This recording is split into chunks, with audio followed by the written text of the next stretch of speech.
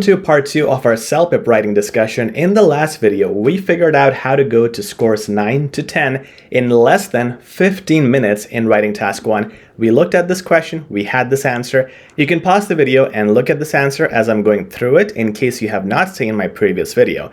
And if you haven't, it's just the video before this one. You can check it out. And now in this video, we're going to discuss how to score even beyond that, what it takes to score 10, 11, or 12. We have a checklist, which we discussed in the last video. We'll review it now. And you need to score or aim for 11 or 12 because you will make mistakes and eventually you'll go down to 9 or 10. So let's ensure we get everything here for the maximum mark. So this writing is flawless. It doesn't have any grammar mistakes, any spelling mistakes, but still, I wouldn't say this will score 11 to 12. Why? Well, let's have a look.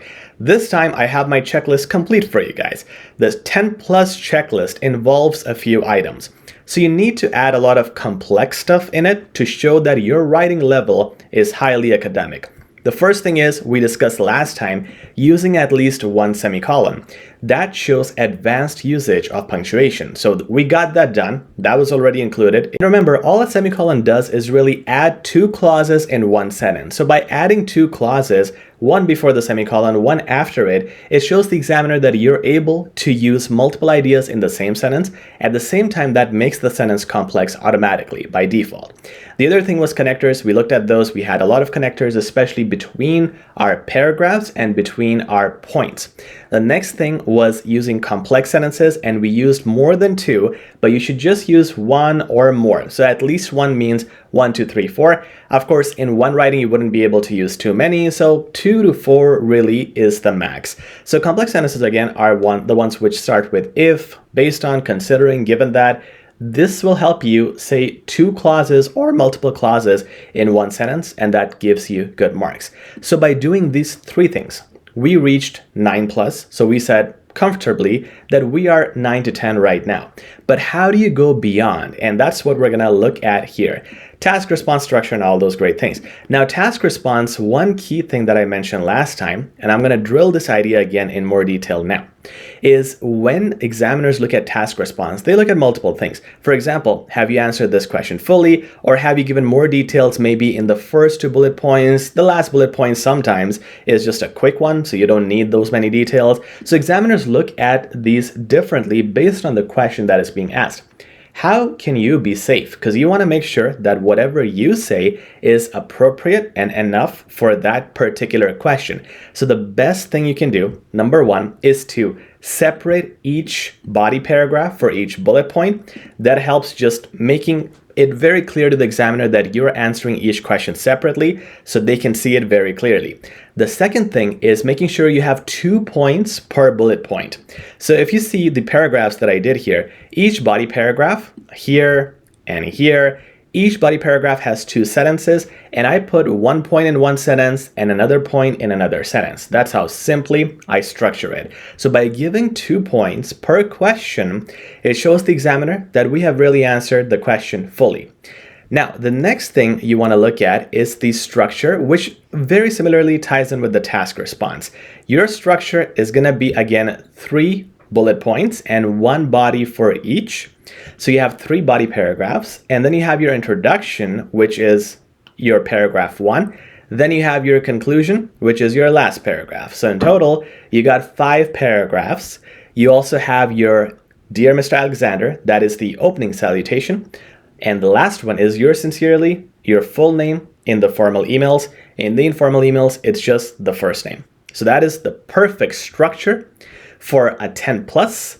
Now, grammar, of course, it needs to be perfect. No grammar mistakes, simple as that. Vocabulary. In the last video, we kept looking at all the words we could use to make it better, make fancy vocab. We mainly focused on using a range. We didn't want to repeat the same words. You might remember this appreciated. I didn't want to use that, even though it was so convenient here later on. I had to change the whole sentence because I just didn't want to use the same word. And that's the idea. However, there are so many areas here where you can make it even more complex. And this is where I'm going to show you what it takes to achieve a 10 plus vocabulary. Have a look at the rephrasing of this body paragraph that I've done here. This is the body that I wrote in class, and this is the one that I would use to get an even higher score. Let's see why. It says I'm deeply enthusiastic. So again, the use of adjectives is always good. You have keen here, you have enthusiastic, but the difference is keen is a little common, enthusiastic is not common and rarely seen. So it's an advanced word. Now you're also using deeply, which is a li, which is an adverb. That means you get more marks for your range because now you're adding adverbs. In the last example, I had only one adverb in the entire writing, but here you have more in this example and later on that I'm going to discuss in a second. So you have something advanced here and then another adverb, particularly. Also, you're using the word particularly in the middle of a sentence. So now you are giving this particular reference later on to the rest of the sentence, talking about another clause, which makes it complex as well. I find myself with an abundance of free time. Compare that to, I have spare time on my hands. This is advanced phrasing. I find myself with an abundance of free time. So if you know these expressions, you can use them. It's not a formula in English that you can combine this. It's an expression. I find myself, and if you use these expressions, if you have learned them, you will be at an advantage. I'm eager, another adjective, and it is uncommon. Okay, it is advanced, meaning fully. It is an adverb. The more adverbs you use, the more range you have. In particular, so I said specifically, both are great. Specifically, in particular, I think that's the same impact. I wish to dedicate this time.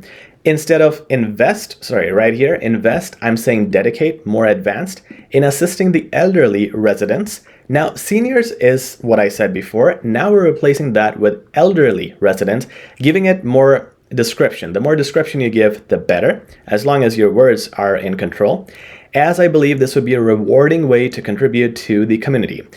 I was first not using any of that. I was just saying I would like to invest in my time here, but here again, it comes to the descriptions. Last time I mentioned the more descriptive you are, the better, and always explain why and how. So you want to help the elderly, but why? That was slightly missing last time. Here I'm saying, as I believe this would be a rewarding way to contribute to the community. So you see the level is much different. It's still, this one will still give you a 9 to 10, not bad, but this one is just PhD level English, which is what you kind of need to score so high. Let's look at this paragraph that I did before and my paraphrased version of that for a 10 plus. So it says here in the paraphrased version, I would appreciate insights into opportunities for volunteering. And this last one was also not bad. Enlighten me about this. I think they're pretty similar, just another way to use it. I don't think one would get more marks than the other. Let's keep reading. Where you support seniors along with details on your schedules. Now, in the last try, what I did was I made a new sentence for schedules. Here, I just felt it's easier to just throw in schedules in the previous sentence instead of just having a separate sentence for it, and connect it with words like along with, so that adds another complex layer because you're adding another clause towards the end of one sentence. So it makes it complex and easily gives a good flow by using words like along with. Then you have a connector. Similarly, I like it more than moreover because similarly is a connector with a li. It's an adverb which is more rare to use. Any pertinent requirements, pertinent is a good adjective. It's also very advanced. Last time I was just saying potential requirements. So this is an advanced version of that would aid in my preparation instead of saying help, because last time I was trying to find words to replace help, didn't give it too much time. This time I did, and I said aid. Again, something fancier, more unique, would be welcomed. There you go. So you can see the level increases, and you need to use advanced expressions, words and phrases and connectors to get to 10, 11, 12. Here's my challenge for you. Look at this paragraph. Check it out. This is what I did. Comment down below. Let me know what you would do. I will personally correct your paragraphs, let you know if you have done a good job or a bad job. Let's see if your version is capable of scoring a 10, 11, or 12. That's it, guys, for today's lesson. Please like, share, and subscribe for more lessons on CELPIP. And also, check out our CELPIP 15-hour self-paced course that guarantees great results time after time. Link is down in the description.